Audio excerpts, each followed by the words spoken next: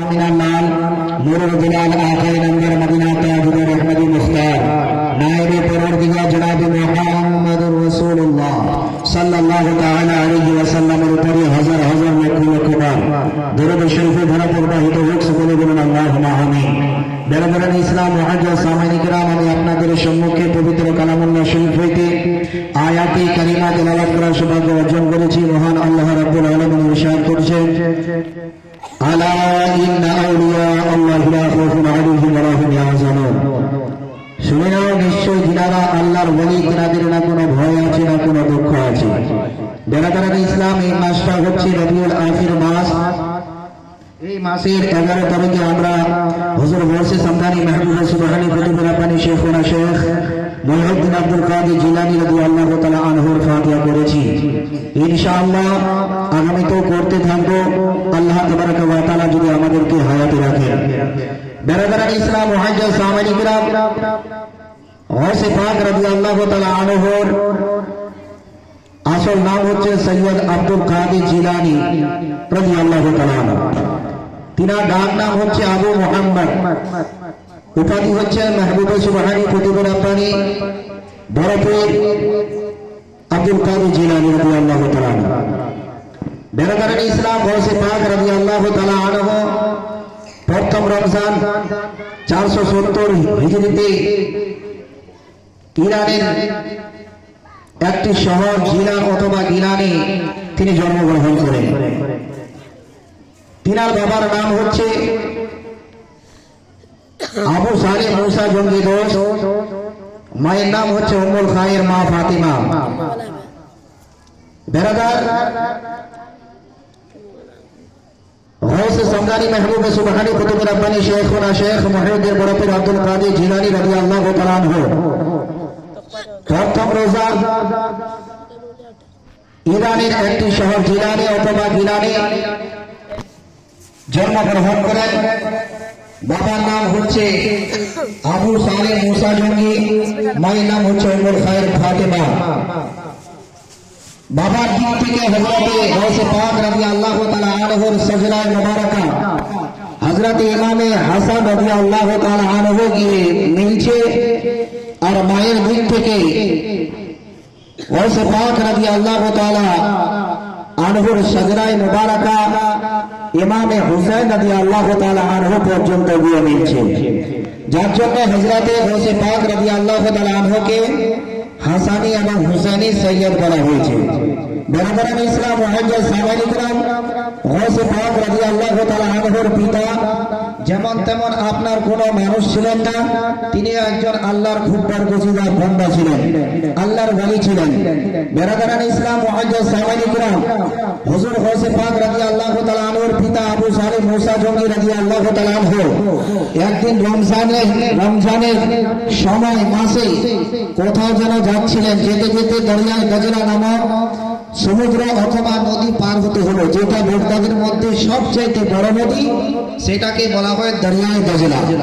সেই নদীটা পার হতে হলো গৌসে পাক রাদিয়াল্লাহু তাআলা আনহুর পিতা আবু সালেহ মুসা জঙ্গি যখন ওই নদীটা পার হচ্ছিলেন, তো দেখছেন যে নদীর পানির উপর দিয়ে একটা ফল আপেল যেন ভাসতে ভাসতে চলে আসছে। আবার গৌসে পাক রাদিয়াল্লাহু তাআলা আনহুর পিতা আবু সালেহ মুসা জঙ্গি রাদিয়াল্লাহু তাআলা আনহুর নিকটে যখন ওই ফলটা ভেসে আসলো, আবু সালেহ মুসা জঙ্গি রাদিয়াল্লাহু তাআলা আনহু সেই ফলটাকে উঠিয়ে নিলেন। আর যখন ইফতারের সময় হলো, তো আবু সালেহ মুসা জঙ্গি রাদিয়াল্লাহু তাআলা আনহু সেই ফলটা দিয়ে আপনার ইফতারি করলেন। যখন ইফতারি করেছেন, হঠাৎ তিনার মনে পড়ল, আল্লাহ বেহতার জানে, আল্লাহ ভালো জানে যে এই ফলটার মালিকটা কে। আমি মালিকের অনুমতি ছাড়া ফলটাকে খেয়ে নিয়েছি। বেরাদারান ইসলাম, আবু সালেহ মুসা জঙ্গি তাকওয়ার খিলাফ মনে করলেন এবং তিনি মনে মনে চিন্তা করতে লাগলেন, হয় না হয় কাল কিয়ামতের দিনে হাসরের মাঠে এই আপেলটা আমার জন্য আযাবের কারণ হয়ে দাঁড়াবে। যার জন্য হযরতে আবু সালেহ মুসা জঙ্গি সেখান থেকে উঠলেন আর ওই আপেলের মালিকের সন্ধানে বেরিয়ে গেলেন। ও বেরাদারান ইসলাম মুআজ্জাজ সামাইন কিরাম, নদীর তীর ধরে আপনার আপেলের মালিকের সন্ধানে যারা বেরিয়ে গেলেন। অনেক দূর যাওয়ার পরে হযরত আবু সালেম মুসা জঙ্গি রাদিয়াল্লাহু তাআলা আনহু একটা যেন আপনার আপেলের বাগান দেখতে পেলেন। ও বেরাদার, যখন ওই আপেলের বাগানটা দেখেছেন হযরত আবু সালেম মুসা জঙ্গি রাদিয়াল্লাহু তাআলা আনহুর মনে পূর্ণ বিশ্বাস হয়ে গেল যে আমি নদীতে যে নদী থেকে আমি যে ফলটা তুলে খেয়েছিলাম, যে ফলটা আমি উঠিয়ে খেয়েছিলাম, সেই ফলটা সেই আপেলটা অন্য কোনো জায়গার ছিল না, অন্য কোনো বাগানের ছিল না, সেই আপেলটা আমার মনে হয় এই বাগানের ছিল। যে আপেলটা আমি খেয়েছিলাম আমার পূর্ণ বিশ্বাস সেই আপেলটা এই বাগানেরই ছিল। হযরত আবু সালেম মুসা জঙ্গি রাদিয়াল্লাহু তাআলা আনহু মালিকের সন্ধানে আপনার বেরিয়েছেন, বাগানের মধ্যে চলে গিয়েছেন। বাগানে যে আপনার দেখাশোনা করতাম, ও বেরাদার, তাকে জিজ্ঞাসা করা হলো এই বাগানের মালিকটাকে, তার বাড়িটা কোথায়? বেরাদার ইসলাম মুহাজ্জির সাহাবায়ে কিরাম যে বাগানের দেখাশোনা করতাম সেই ব্যক্তি বলতে লাগলো, সামনে যে বাড়িটা দেখতে পাওয়া যাচ্ছে সেটাই হচ্ছে এই বাগানের মালিকের বাড়ি। হযরত আবু সালেম মুসা জঙ্গি রাদিয়াল্লাহু তাআলা আনহু ওই বাগানের মালিকের বাড়ি চলে গেলেন। বাবা, তিনি কোনো সাধারণ মানুষ ছিলেন না বাবা, তিনি একজন আল্লাহর বরকতিতা বান্দা ছিলেন, আল্লাহর নেককার পরহেজগার মুত্তাকি বান্দা ছিলেন, আল্লাহর একজন বলি ছিলেন বাবা, যার নাম হচ্ছে হযরত আব্দুল্লাহ সুবহান রাদিয়াল্লাহু তাআলা আনহু। ও বেরাদার, হযরত আবু সালেম মুসা জঙ্গি রাদিয়াল্লাহু তাআলা আনহু হযরত আব্দুল্লাহ সুবহানকে বলতে লাগলেন, হুজুর, আপনার বাগানে একটা আমি আপেল খেয়ে নিয়েছি, হুজুর আপনি আমাকে ক্ষমা করে দিন, আপনি আমাকে মাফ করে দিন। বেরাদার ইসলাম মুহাজ্জির সাহাবায়ে কিরাম হযরত আব্দুল্লাহ সুবহান রাদিয়াল্লাহু তাআলা আনহু বলতে লাগলেন, মনে মনে চিন্তা করতে লাগলেন, আমার বাগানের ফল তো পশু পাখি খেয়ে যায়, মানুষও খায়, আজ পর্যন্ত আমার কাছে ক্ষমা চাইতে আসেনি, কিন্তু এই সাধারণ কোনো মানুষ হতে পারে না, এই সাধারণ কোনো যুবক হতে পারে না, একজন আল্লাহ বালা হতে পারে, একজন আল্লাহর বরকতিতা বান্দা হবে, না বলে আমার কাছে আজকে ক্ষমা চাইতে আসতে কেন? আমার মতো আপনার মতো যদি মানুষ থাকতো, ক্ষমা চাওয়া তো দূরের কথা, আমরা যেতামই না। সমুদ্রে পেয়েছি, সেটাকে তুলে খেয়ে নিয়েছি, তার আবার ক্ষমা কেন চাইব? কিন্তু হযরত আবু সালেম মুসা জঙ্গি রাদিয়াল্লাহু তাআলা আনহু তিনি আপনার তাকওয়ার খেলাফ মনে করলেন যে হয় না হয় কাল কিয়ামতের দিনে হাসরের মাঠে এই আপেলটা আমার জন্য আযাবের কারণ হয়ে যাবে, যার জন্য হযরত আবু সালেম মুসা জঙ্গি রাদিয়াল্লাহু তাআলা আনহু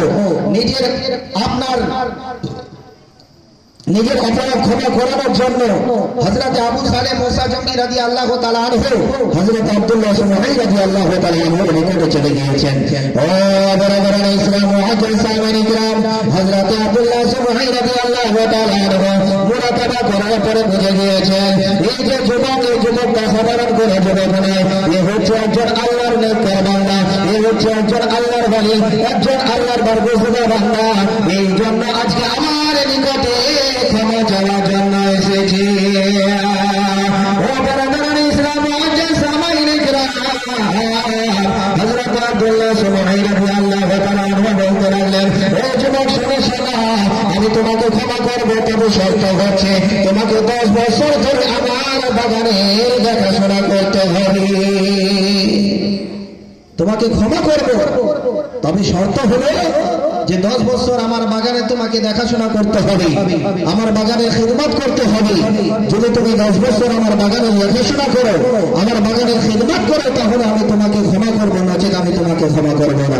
বেরাদার, আপনার মতো আমার মতো যদি মানুষ থাকতো তাহলে আমরা সঙ্গে সঙ্গে সেখান থেকে ফিরে আসতাম।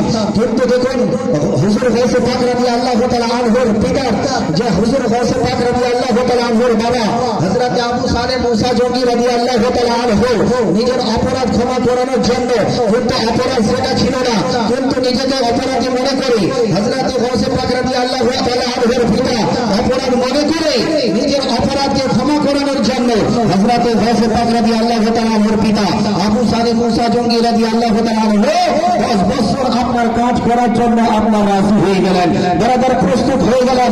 এই বেরাদার 10 বছর ধরে কাজ করতে লাগলেন, একদিন নয় 2 দিন নয়, 10 বছর যখন পার হয়ে গেল, হুজুর গাউসে পাক রাদিয়াল্লাহু তাআলা আনহুর পিতা আবু সালে মুসা জঙ্গি রাদিয়াল্লাহু তাআলা আনহু বলতে লাগলেন, হুজুর আমার 10 বছর পার হয়ে গেছে, আপনি আমাকে ক্ষমা করে দিন।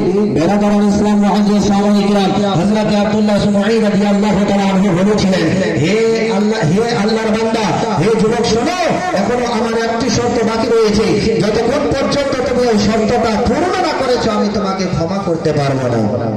বলেন কি সেই শর্ত? হযরত আব্দুল্লাহ সুমাঈ রাদিয়াল্লাহু তাআলা আনহু বলতে লাগলেন যে আমার বাড়িতে একটি মেয়ে রয়েছে, তাকে বিবাহ করতে হবে। তবে শোনো, আমার ওই মেয়ের মধ্যে 5টি আইব রয়েছে, ত্রুটি রয়েছে, দোষ রয়েছে। আমার মেয়ে হচ্ছে বহিরি, আমার মেয়ে হচ্ছে গঙ্গি, আমার মেয়ে হচ্ছে আপনার আঁধি, আমার মেয়ে হচ্ছে রুড়ি, আমার মেয়ে হচ্ছে আপনার নেংড়ি। এই 5টি আইব তার মধ্যে রয়েছে। ওই মেয়েটাকে তোমাকে বিবাহ করতে হবে। যদি তুমি রাজি থাকো তাহলে আমি তোমাকে ক্ষমা করব, নচেত আমি তোমাকে ক্ষমা করতে পারবো না। হযরত আবু সালে মুসা জঙ্গি রাদিয়াল্লাহু তাআলা আনহু মনে মনে চিন্তা করতে লাগলেন, একদিকে আপনের অপরাধ ক্ষমা করার ব্যাপার, আর অন্যদিকে এরকম মেয়েকে বিবাহ করে সারা জীবন যাপন করার ব্যাপার। আবু সালে মুসা জঙ্গি রাদিয়াল্লাহু তাআলা আনহু তিনি মনে মনে চিন্তা করতে লাগলেন, এই যুবক বয়স একদিন আমার শেষ হয়ে যাবে, আমি একদিন বৃদ্ধ হয়ে যাব, আর যুবক থাকবো না। শেষ পর্যন্ত তিনি সিদ্ধান্ত নিলেন, ঠিক আছে হুজুর, আমি আপনার মেয়েকে বিবাহ করতে রাজি আছি। ও বেরাদারান ইসলাম, হযরত আব্দুল্লাহ সুমাঈ রাদিয়াল্লাহু তাআলা আনহু হযরত আবু সালে মুসা জঙ্গিকে ক্ষমা করে দিলেন, আর বিবাহ করিয়ে দিলেন। যখন করিয়ে দেওয়া হলো, হযরত আবু সালে মুসা জঙ্গি রাদিয়াল্লাহু তাআলা আনহু ঘরের মধ্যে প্রবেশ করতে যাচ্ছেন। যখন বাবা ঘরের মধ্যে প্রবেশ করছেন, দেখছেন একদম খুব সুন্দর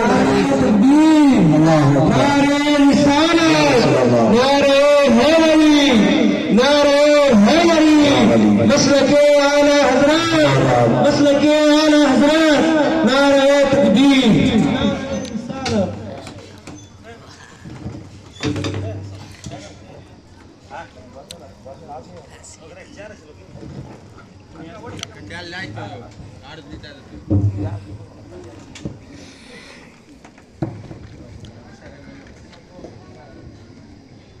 বিবাহ করে হয়ে গেল।